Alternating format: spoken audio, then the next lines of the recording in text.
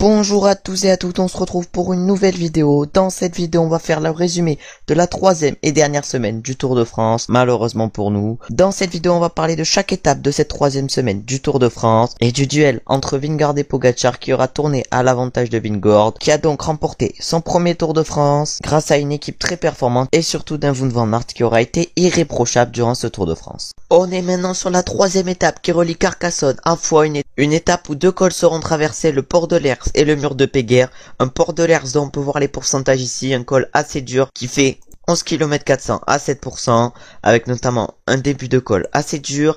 Et après on aura le mur de Péguerre qui a 3,5 km extrêmement compliqué, avec les 3,5 derniers kilomètres comme on peut le voir ici à plus de 11%. Et c'est Tadej Pogačar qui attaque dès le Port de l'Hers pour mettre en difficulté le maillot jaune. Il attaque même plusieurs fois pour mettre en difficulté Vingegaard. On peut voir que là même il attaque dans la descente, mais Vingegaard arrive chaque fois à le suivre comme une sangsue. Hugo lui perd seul en tête dans l'échappée. Là on peut voir Bardet qui craque malheureusement pour lui, et c'est Hugo qui s'impose sur cette étape. Le groupe maillot jaune finit à 5 minutes 53 où l'on retrouve la plupart des favoris, et à 9 minutes 30 on retrouve Bardet qui a perdu un temps fou aujourd'hui, et du coup Hugo s'est imposé devant Valentin Madouas et son coéquipier Michael Woods. Du coup le classement général n'a pas trop changé, c'est toujours Vingegaard en tête devant Pogačar, Thomas, Quintana est 4 et Gaudu est 5. Après cette 16e étape au classement général, c'est Alexander Vlasov qui reprend du temps aux favoris. Après avoir pris l'échappée, il finit à 1 minute 40. À 5 minutes 54 on retrouve dans un groupe Vingegaard, Pogačar, Thomas, Gaudu et Quintana.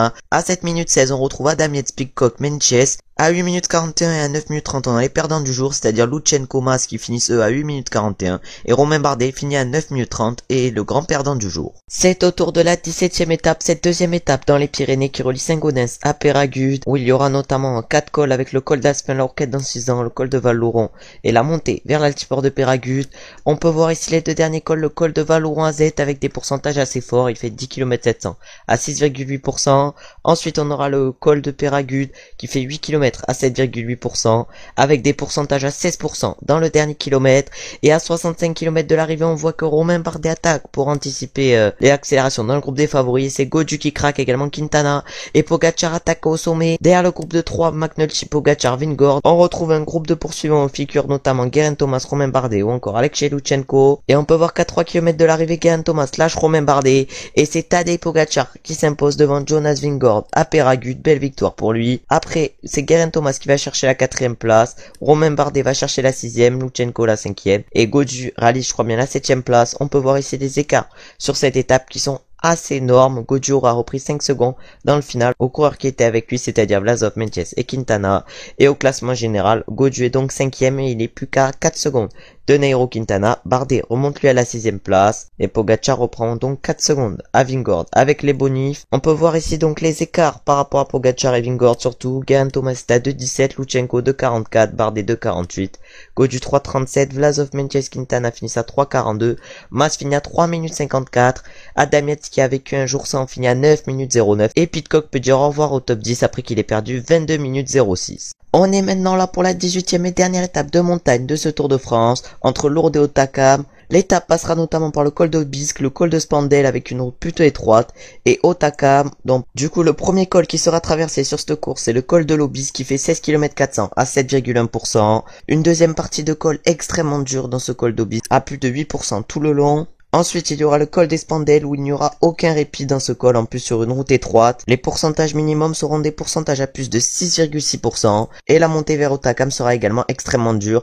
avec un milieu de col où les pourcentages sont à plus de 10%. Une étape qui risque donc de sourire aux grands favoris. Et du coup, on peut voir que Pogačar attaque dans le col des Spandelles à 39 km de l'arrivée. Il attaque déjà Vingegaard. Puis à 35 km, il rattaque pour essayer de distancer Vingegaard. Il fait la descente à fond et Vingegaard se fait frayeur. Puis Pogačar tombe dans la descente après avoir fait une erreur, après avoir tout tenté. Du coup, après la chute de Pogačar, Vingegaard va l'attendre. On peut voir ici la poignée de main entre les deux hommes. Et devant, c'est un groupe de 3 qui attaque la montée vers Hautacam où l'on retrouve Daniel Martinez, Thibaut Pinot et Wout van Aert. Et derrière, on peut voir que c'est Gaudu qui distance Quintana qui va donc s'envoler vers la 4e place. Il est protégé par Madouas.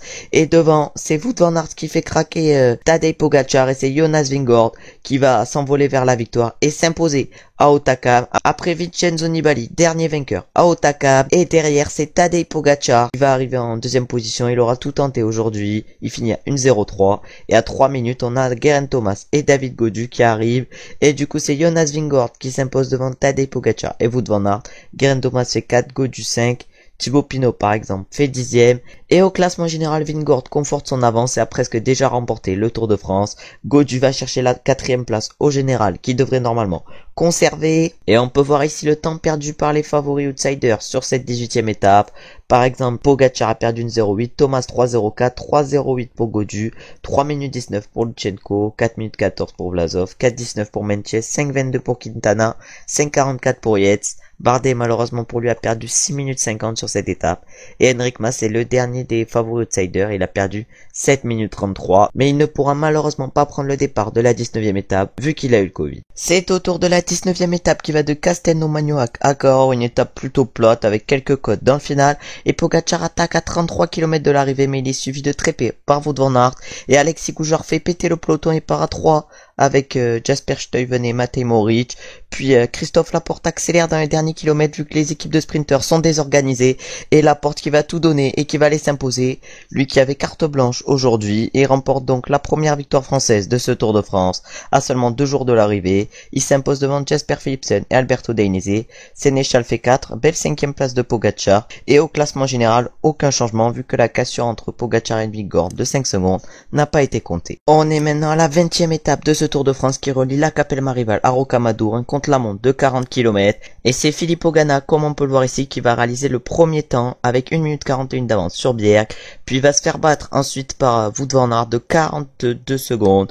Vlasov lui va réaliser un temps pas trop mauvais qui va lui permettre d'aller chercher la 5e place du général alors que Vingegaard va prendre beaucoup de risques et va même risquer son Tour de France dans cette descente alors que Geraint Thomas va signer le deuxième temps à 32 secondes. Gaudu ensuite va arriver à 3 minutes 10 et signer un contre-la-montre pas trop mauvais. Pogacar lui finit à 27 secondes et Jonas Vingegaard qui va finir le contre-la-montre tranquillement va finir quant à lui à 18 secondes. Et du coup c'est Van Aert qui s'impose devant Vingegaard et Pogacar. Thomas fait 4, Filippo Ganna fait 5. Et du coup au classement général Vingegaard va donc remporter ce Tour de France devant Tadej Pogacar et Geraint Thomas. Derrière Gaudu est un peu plus loin à 13 minutes 56.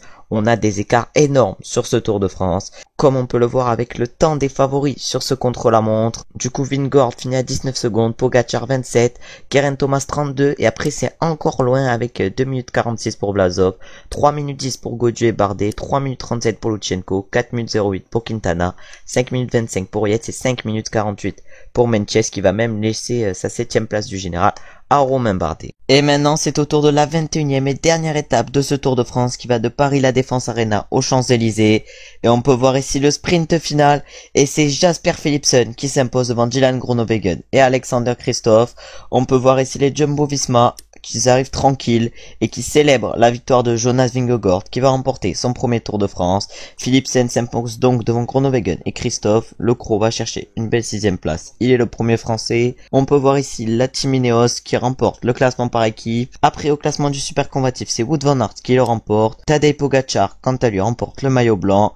Van Aert remporte également le maillot vert. Le maillot à pois est quant à lui pour Jonas Vingegaard, le vainqueur du Tour de France, qu'on peut voir ici également avec le maillot jaune. Et on peut voir ici le podium de ce Tour de France où Vingegaard s'impose devant Tadej Pogacar et Geraint Thomas. Et on peut voir le top 10 de ce Tour de France qui est remporté par Vingegaard devant Pogacar et Geraint Thomas. Belle 4e place pour David Gaudu, le français. Vlasov 5, Quintana 6, Bardet 7, Meintjes 8, Alexei Lutsenko 9 et Adam Yates complète le top 10. On aura donc une très belle 4e place pour David Gaudu sur ce Tour de France. En tout cas, merci d'avoir regardé cette vidéo. J'espère qu'elle vous aura plu. J'espère que le Tour de France également vous aura plu. Si vous n'avez pas vu mes résumés des 2 premières semaines de ce Tour de France, n'hésitez pas à les voir. N'hésitez pas à liker, commenter, vous abonner évidemment si la vidéo vous a plu. Ça fait plaisir et ça fait toujours avancer la chaîne. On se retrouve très bientôt pour de nouvelles vidéos et la Vuelta. Ciao, ciao, ciao.